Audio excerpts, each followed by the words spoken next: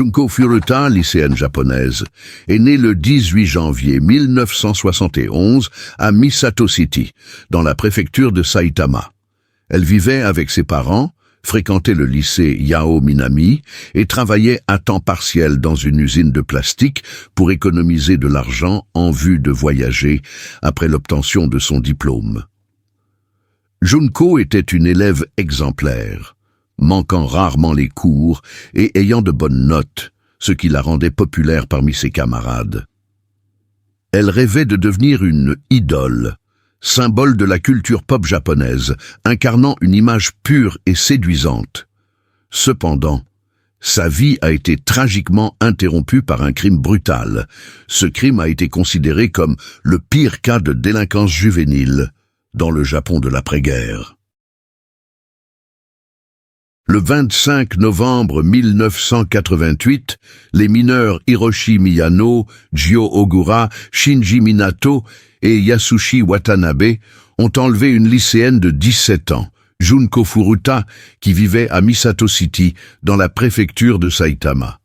Pendant plusieurs semaines, les auteurs de l'enlèvement l'ont détenue de force au domicile des parents de l'un des ravisseurs.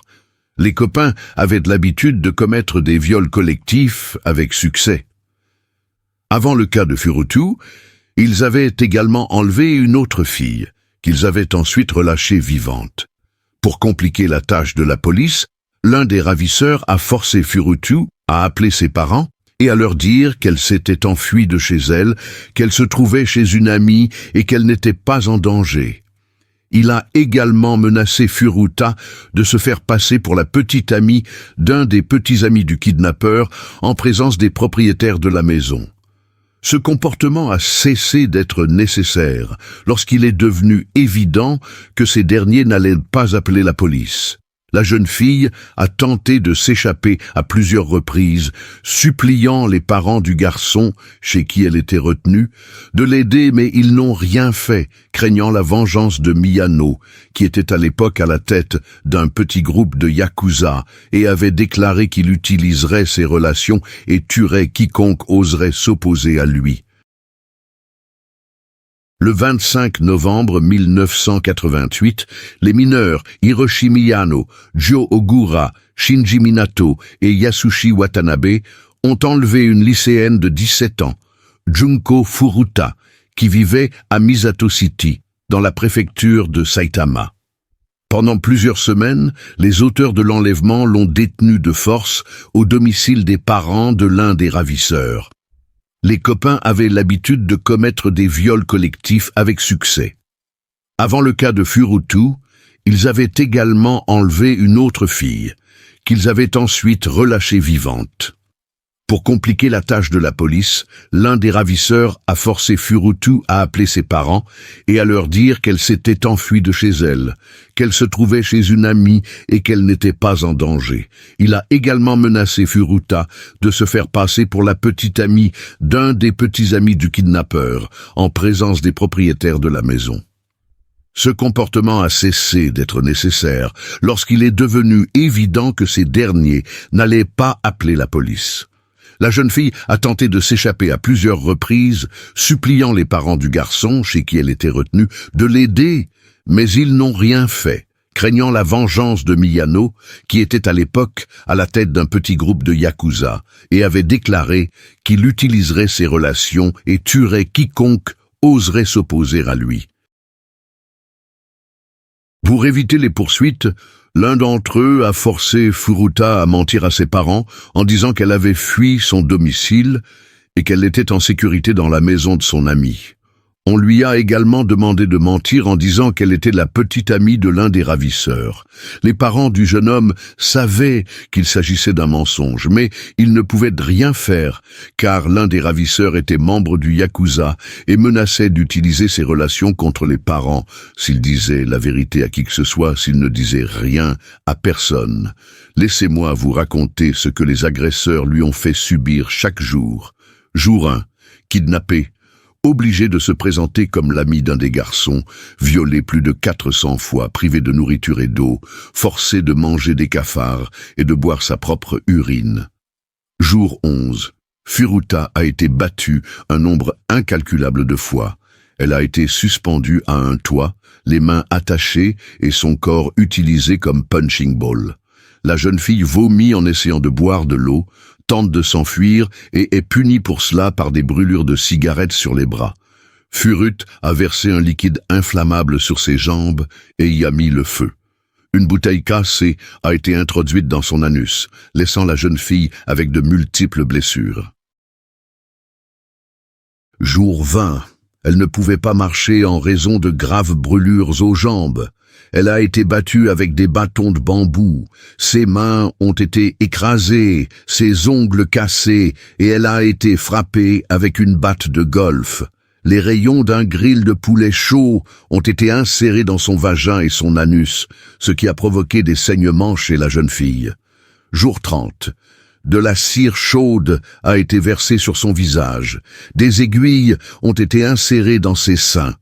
Ses mamelons ont été tirés avec des pinces et des ciseaux ont été insérés dans son vagin, provoquant de graves hémorragies. À cause de ses blessures, il lui a fallu 1 heure pour ramper jusqu'aux toilettes. Tympan gravement endommagé, réduction radicale de la taille du cerveau. Jour 40. La jeune fille a demandé à ses bourreaux ce qui suit « Tuez-moi et finissez-en rapidement ». Jour 44. 4 jeunes hommes mutilent son corps avec une barre de fer, brûlent son visage et ses yeux avec une bougie, puis versent de l'essence à briquet sur ses jambes, ses bras, son visage et son ventre, et les brûlent également. La torture finale a duré 2 heures. Furuta est mort d'un choc douloureux le même jour.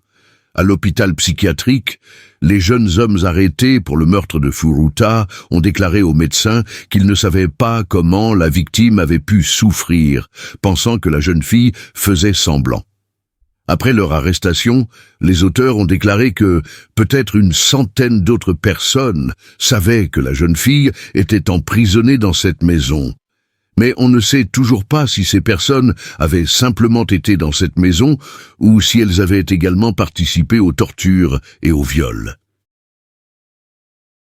Le lendemain de la mort de Furuta, les jeunes bourreaux ont placé son corps torturé dans un tonneau, l'ont rempli de mortier de ciment et l'ont jeté sur un chantier de construction près du quartier de Koto à Tokyo. Au Japon, l'affaire Furuta a été connue sous le nom de « meurtre de la lycéenne et affaire du ciment ». Les auteurs ont été arrêtés et jugés comme des adultes, mais, comme l'exige le système japonais de justice pour mineurs, leurs noms n'ont pas été divulgués. L'hebdomadaire Shukan Bunshun a toutefois rendu publique l'identité des meurtriers, arguant que les droits de l'homme ne s'appliquaient pas au bétail. Les détails personnels et les antécédents de la victime du crime ont également été détaillés dans les médias. En vertu de la loi japonaise, les adolescents ont été jugés comme des adultes et leurs noms n'ont pas été divulgués. Cependant, Shukan Bunshun a rendu publique l'identité des tueurs, arguant que les droits de l'homme ne s'appliquent pas au bétail. Les détails personnels et la biographie de la victime du crime ont également été couverts en détail par les médias. Les auteurs ont plaidé partiellement coupables. Ils ont seulement avoué avoir infligé des lésions corporelles ayant entraîné la mort de la victime, tout en niant les accusations de meurtre. En juillet 1990, les adolescents ont été condamnés à des peines de prison allant de 8 à 20 ans. Les parents du défunt, n'étant pas satisfaits de la sentence, ils ont fait appel et ont intenté un procès aux parents du co-accusé, dans la maison duquel le crime a eu lieu. Certaines des charges ont été abandonnées en raison de preuves contradictoires. Le sperme et les poils pubiens trouvés sur le cadavre de la personne décédée ne correspondaient pas au sperme et aux poils pubiens des personnes condamnées. L'action en justice a donc été rejetée. Hiroshi Miyano, qui a été reconnu comme l'auteur principal de l'infraction et a purgé une peine de 20 ans de prison, jusqu'en 2009. Jyo Ogura, reconnu comme son second, ainsi que Shinji Minato et Yasushi Watanabe ont passé 8 ans dans la colonie pour mineurs et ont été libérés en 1999. tous les délinquants ont changé de nom à leur libération. La justice pour mineurs était en vigueur au Japon à l'époque des faits décrits. C'est pour cette raison que les représentants des structures officielles n'ont pas donné de commentaires détaillés sur le déroulement de l'enquête et ont dissimulé l'identité de tous les criminels. Pour la première fois, les vrais noms des assassins sont apparus dans le journal Shikan Bunshun, dont les correspondants ont déclaré que les droits des personnes ne s'appliquent pas au bétail. C'est dans cette publication qu'ont été publiées les biographies des auteurs et de nombreux détails choquants sur le meurtre. Hiroshi Miyano et ses complices ont presque immédiatement commencé à coopérer à l'enquête. Les sadiques juvéniles ont raconté en détail comment ils avaient torturé la jeune fille. Dans leur témoignage, les enquêteurs ont déclaré que le meurtre de Junko Furuta ne faisait pas partie de leur plan. Les auteurs ont affirmé qu'ils ne s'étaient rendus compte qu'après la mort de la victime de la gravité des blessures qu'ils lui infligeaient.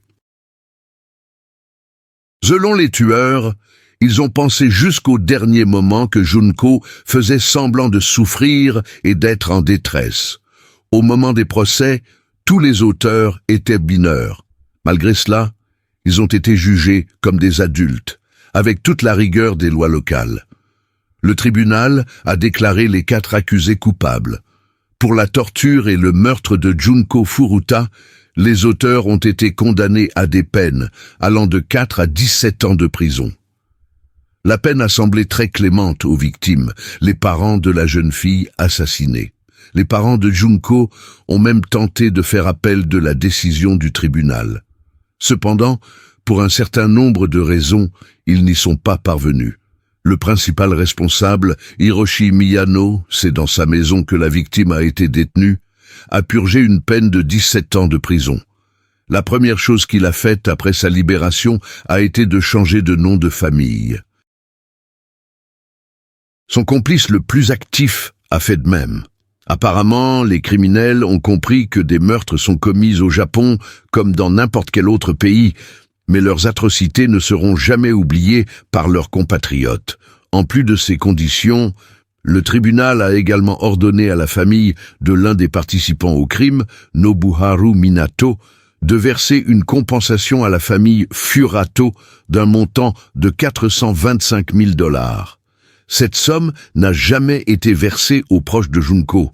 Les époux de Minato ont donné tout l'argent pour lequel ils ont dû vendre la maison à des amis de leur propre fils après leur sortie de prison. Quant aux parents des autres violeurs, ils ne se considèrent pas tous comme coupables. Par exemple, la mère de Hiroshi Miyano, qui a continué à purger sa peine tandis que ses amis retrouvés à la liberté, était persuadée que la meurtrière Junko Furuta était responsable du chagrin de son fils et a même tenté de profaner la tombe de la jeune fille. Miyano lui-même, qui a changé son nom de Hiroshi à Yokoyama, a été libéré de prison en 2009. Pendant sa sortie, il a poursuivi ses relations avec les Yakuza, s'est mis au kickboxing, s'est fait connaître pour son penchant pour la violence sexualisée et, en 2013, a failli retourner en prison. Depuis lors, on a peu de nouvelles de lui, si ce n'est qu'il gagne sa vie grâce à des programmes de marketing à paliers multiples et qu'il conduit une BMW.